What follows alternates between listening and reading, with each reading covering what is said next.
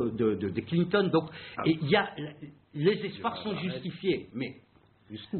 Non, je crois aussi que, parce que là on parle beaucoup de la guerre et en fait tout ce qu'on voit ce sont des images très lointaines, sauf quand ce sont des Palestiniens qui vivaient à l'intérieur et qui ont pu filmer ou transmettre. Et là, je voulais dire quand même qu'il y a 2 médecins norvégiens qui sont entrés au Gaza pour aider, avec un but humanitaire, et qui ont mais fait qui ont fait passer les images et qui ont fait passer ce qui se passait, ce qu'ils voyaient.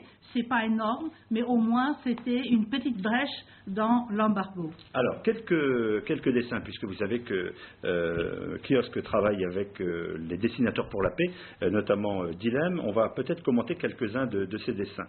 Le premier à propos de la guerre à Gaza. On voit ici une colombe prise en tenaille, en quelque sorte, entre une bombe d'origine israélienne et un missile sur la droite vert d'origine du Hamas, pourrait-on dire.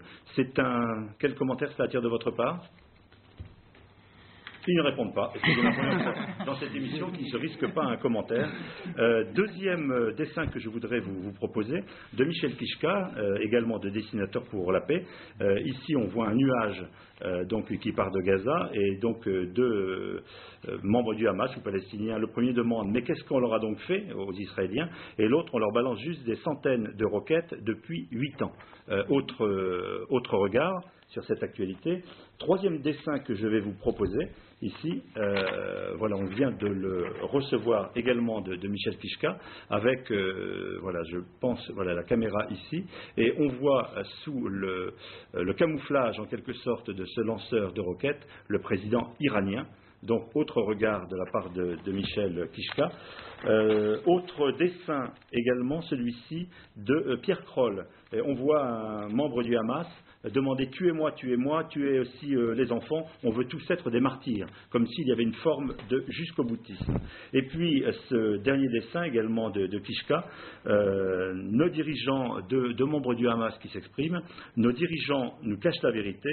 On a perdu la guerre, mais pas celle des images, lui répond cet autre membre du Hamas. Voilà, sur le dessin qui est ici, excusez-moi, je pensais qu'on l'avait à l'antenne, donc voilà, ils discutent, l'un dit qu'est-ce qu'on a perdu la guerre, non, pas celle des images. Alors, peut-être c'est la question, est-ce que dans un combat de ce genre, la guerre des images ne peut pas être une défaite, je pose la question, pour Israël? D'abord, en général, je trouve que vos caricaturistes ont souvent quand même plus de nuances que ceux qu'on a vus là, qui me semblent être vraiment caricatural de la situation, parce que présenter le président Ahmadinejad comme derrière le Hamas, ça fait partie de la propagande israélienne et ça n'a aucune réalité. Il y a une alliance évidemment entre le Hamas et un certain nombre de groupes, mais le Hamas est un groupe sunnite, frères musulmans, qui n'a pas de rapport avec les chiites, et l'Iran est loin. Je veux dire, vraiment, c'est caricatural. Mais le problème, c'est pas seulement la guerre des images. La guerre des images, je pense qu'Israël est en train de la perdre, malgré le fait que, comme on l'a rappelé, les journalistes étrangers sont interdits par Israël d'aller sur place.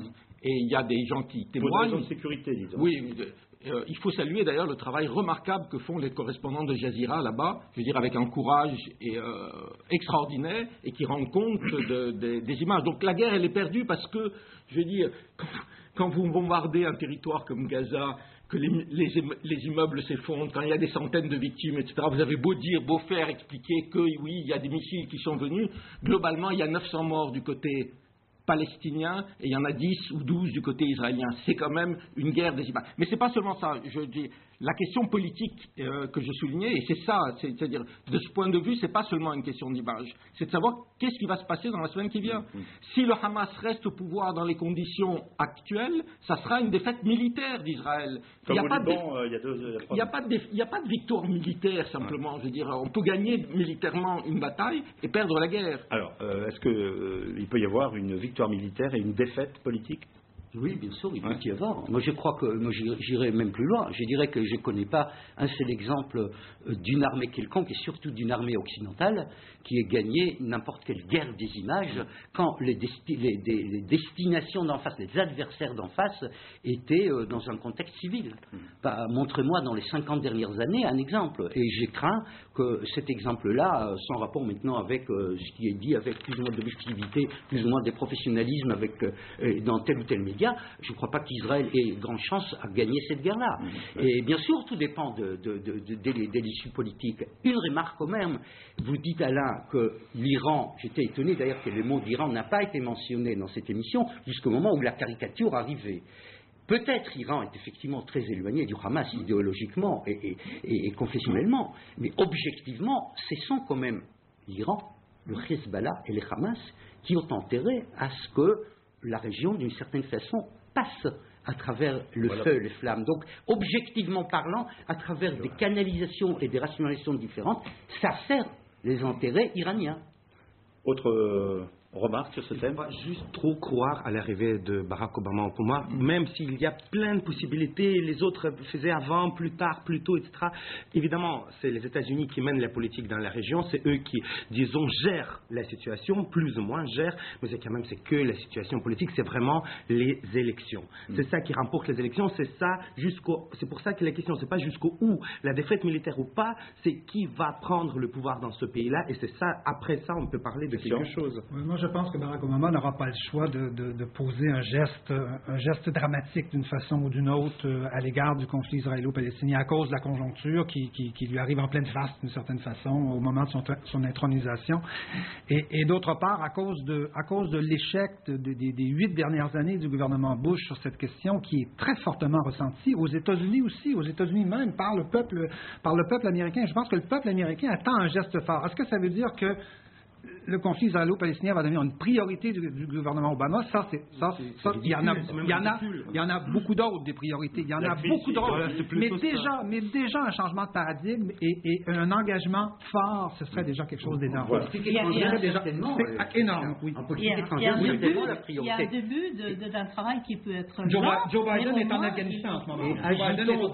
Ajoutons au dossier, c'est pas uniquement une priorité par l'effet de ce qui se passe à partir du 20 janvier aujourd'hui, mais c'est aussi, n'oublie pas, il y a une grande part d'hypocrisie dans ce qu'on entend, parce que d'une part on entend des séries et des séries de déclarations, par exemple, la quasi-totalité des leaders du monde arabe aimeraient bien voir les Hamas s'affaiblir, mais ne peuvent pas le dire à cause de leur opinion. Donc la rue arabe, d'une part, qui est très émue par ces horribles images, effectivement, qui arrivent de Gaza, et la quasi-totalité des leaderships des capitales arabes qui aimeraient bien voir les Hamas affaiblis, sinon disparus. Tout ça aussi, c'est dans la mosaïque politique devant M. Obama et d'ici 10 jours. Voilà. Donc, au moment où on se parle, en direct dans cette émission, l'opération militaire se poursuit. Je vous rappelle les chiffres, plusieurs centaines de morts, au moins 700 donc dans la bande de Gaza, et une déclaration donc du vice-ministre israélien de la Défense, je le cite, la fin de l'opération militaire est proche.